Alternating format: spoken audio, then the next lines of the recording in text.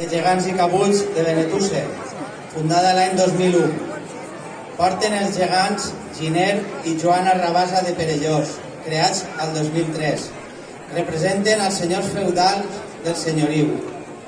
També porten 10 cabuts que representen a la societat medieval de l'època, camperols cristians, camperols musulmans, dama i guerrer, trobador i cíngara, donyet i bruixa.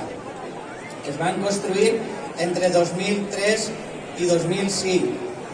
Els acompanyen a la música el grup Dolçaraina.